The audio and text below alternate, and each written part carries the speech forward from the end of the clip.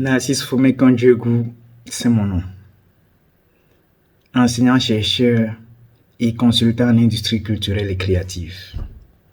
J'ai enseigné entre autres les cours de littérature et culture à l'université de Tchang au Cameroun, le cours d'art oratoire et leadership à l'université Senghor Alexandrie, plus précisément au campus de Szeged en Hongrie.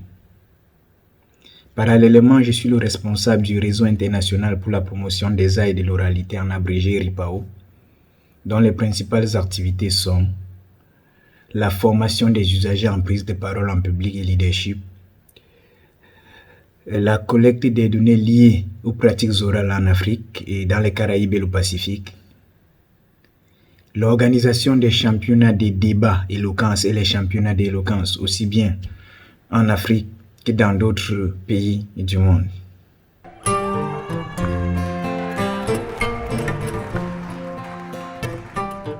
Culture et développement, l'OBVET à l'épreuve des industries culturelles et créatives, est un livre ou un essai concocté dans les laboratoires de l'université Senghor Alexandrie et le terrain réalisé chez les peuples Beti Bouloufan qui partagent les frontières du Cameroun, du Gabon, de la Guinée équatoriale et du Congo-Brazzaville.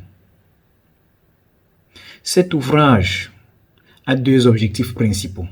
Le premier est de contribuer à la sauvegarde de ce patrimoine culturel immatériel cher à ces 4 pays dont nous venons de citer.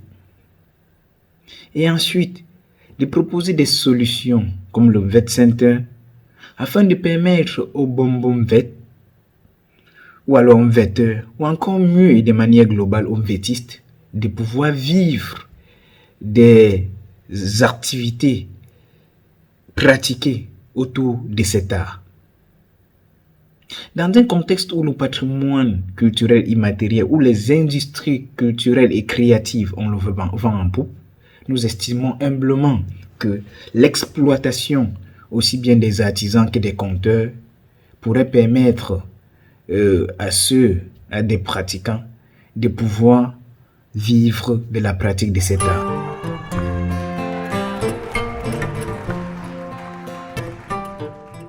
Concernant mon actualité littéraire, il faut dire qu'après la publication du manuel de l'orateur camerounais dont j'ai eu le privilège d'être co-directeur, je travaille actuellement sur un ouvrage sur les jeux oratoires en Afrique.